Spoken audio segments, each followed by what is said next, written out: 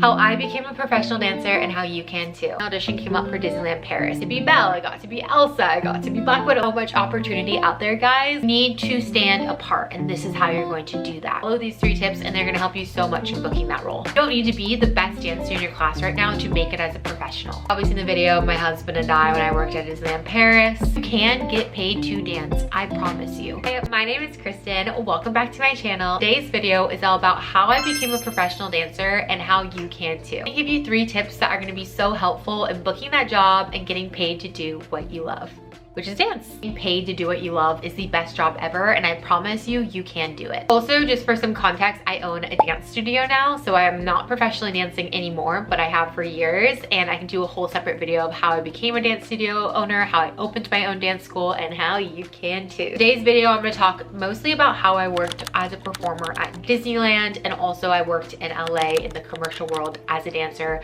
how I booked those jobs, and again, 3 tips that are gonna help you stand out at all kinds of auditions.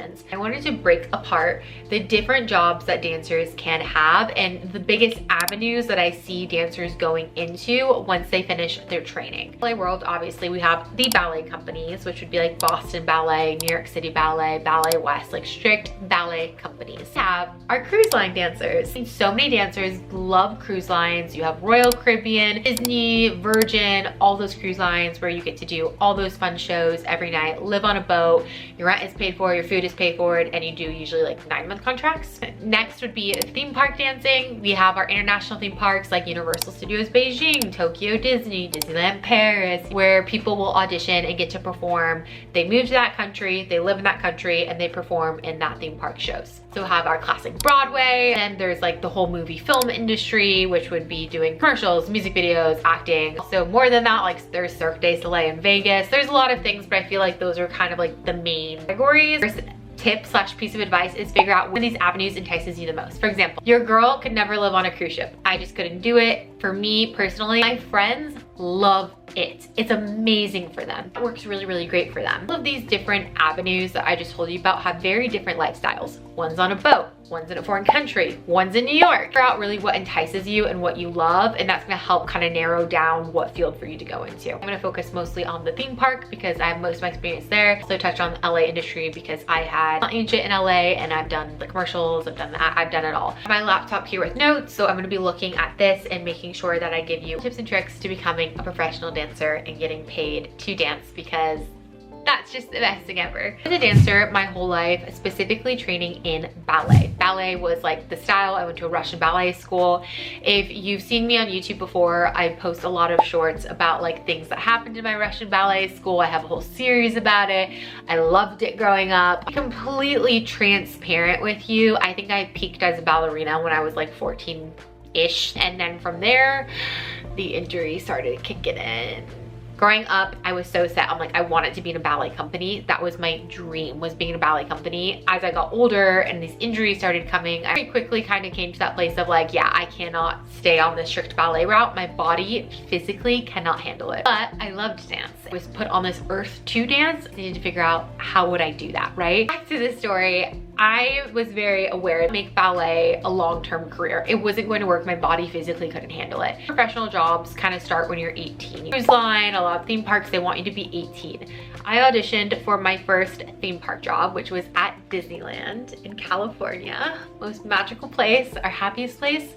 To a Disney audition when I was 17 turning 18. I was a senior in high school at that time, and it was an open call audition, and the line like wrapped and wrapped and wrapped around. I was there for literally like 9 hours. Be prepared to be there for hours. Really, really quickly for the cuts, and again, I can go into more details with this later if you want. There was a face cut, photo cut, a dance cut. Did like a little back flexibility cut, and then I got the job a week later. It was my first professional job. When I was hired in on Fantasmic. It wasn't any crazy dancing, but it was a good first step for me. It was a good first step into the industry. One thing I will say with working at Disney, specifically in California, expensive, right? So that's why a lot of people like to go international because they'll pay for your salary, your living, all of that fun stuff. Doesn't pay the best. For me, it was fine because I was in high school, right? I need a salary to support me. When I was in college, college, I got signed with a talent agent in LA. Signed with Wilhelmina Models. I was with them for about like 5 years. With them for modeling, but I was also with them for dancing, and they put me on a lot of different dance projects. For example,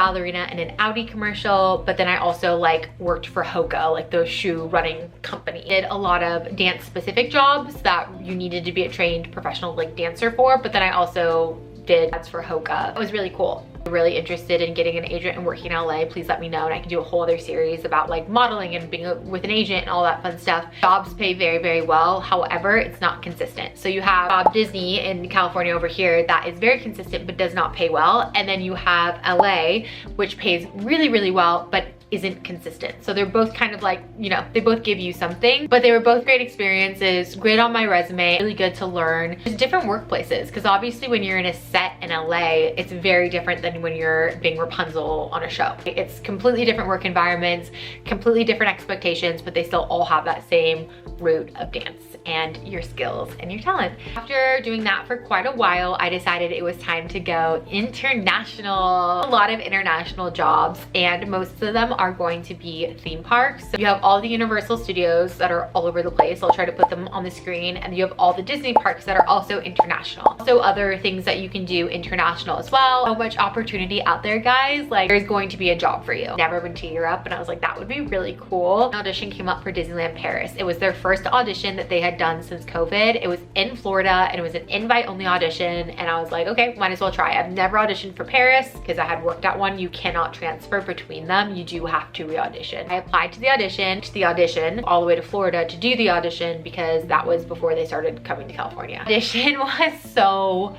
long, quick, rapid fire. Obviously the first round was just getting invited to the audition. You had to apply to it. Then there was animation movement round, dance round, and the dance was actually pretty like technically challenging. Like if you did not have dance experience, it'd be very, very difficult for you. France really likes dancers. Pirouettes in there, leaps, kicks. It was really all of it was like smashed in, and it was quite quick choreo. A type out round, which is where you just kind of look and then they cut you, which is always fun. The fifth and final round was an acting round. This is my second piece of advice to you, is to take acting classes. Acting is going to come up more than you know it in the dance world. I have taken quite a few acting classes, but I will never confidently like look at you and say, I'm an actor. Like, yes, I'm taking acting classes. I can act. Is it my strong suit? No, but I do have that skill when needed. Times when these companies are going to take you overseas, they do want you to be able to have that skill set. Telling you to invest all this money in acting, you don't need to, but just take a class. Want to bring the girl that can come in. Can she dance, but she can also act. Number of auditions that my agent in LA sent me to that involved acting was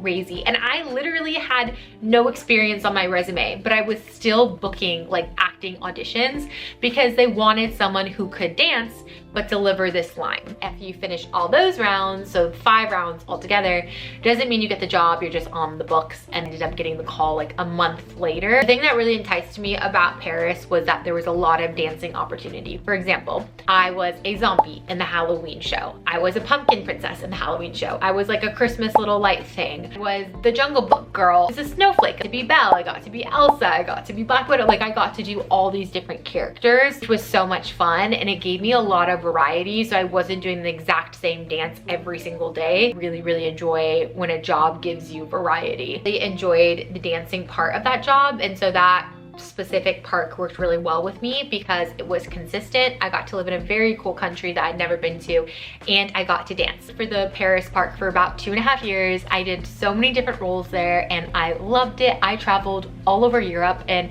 that's the thing, guys. Like, the best dancer in class? No, I wasn't, but I made dance a career up until, well, now. I mean, I own a dance studio now, so there's no better feeling than getting paid to do what you love. Third tip or advice I would give you when it comes to auditioning and booking these roles is have a special skill that's going to set you apart. Something like tap dancing. Really, really popular one for cruise ships, if that's something you're interested in, is like the silks, like the acrobats. If you have that skill, it's going to really, really help you. Just something that really sets you apart. You have a whole bunch of 5'8", brunette, blue-eyed girls that can all do triple pirouettes in the same room together, but this one girl can do the silks and is a good tap dancer, and they can use that in their other show. They're gonna go with you. Something that is going to set you apart. It doesn't need to be anything crazy, but if you can do some pretty cool silk work, or you took tap classes as a kid, let me just get them back out and let's rework on some of these skills and to put that on your resume. Just anything that's gonna really help you stand out. That's kind of my story. For 2.5 years of working as a dancer in France, I came home and got hip surgery. Ooh. It can take a toll on your body, and that hip surgery was a very long time coming, but now I own my own dance studio and I teach the next generation of dancers. I own a kids only dance school for 6 months to 8 years, so it's a very different environment than what I grew up in, but I love it. And again, I can post a whole other video of how I opened my own dance school and how you can do that as well. Story short, you can make dance a career. Whether that looks like being a professional dancer, being a dance teacher, opening your own dance school, you can do it, and you can do what you love and make money from it. You do not need to be the best dancer in your class to make your dreams a reality. I promise you this. Hope from anything that this video can inspire you. I know sometimes it's hard because you're like, well, I'm not the best dancer in the class, so like, how could I become a professional dancer? You can, because like I showed you, there are so many different avenues that you can go down to. At the end of the day, you are getting paid to dance. Or did I think I would work for Disney? I wanted to be in a professional ballet company, but my body physically could not handle that by the time I was like 16. I ended up working at Disney, and it took me all the way to France and introduced me to my best friends, and I got to do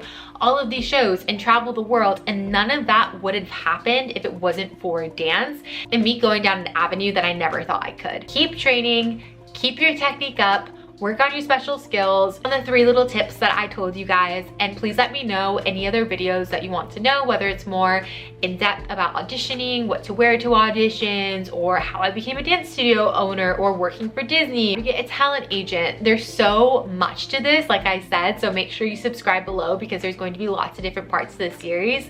But I hope at the end of this series that I can get you guys ready to be able to go into the field and book these auditions. I've been there, I've been in casting rooms, I have made a fool out of myself in some casting rooms before. I mean, the stories that I have, y'all. Like, click the subscribe button so you don't miss out all the other videos in this series. I hope you guys have an amazing week, and Jesus loves you. Bye.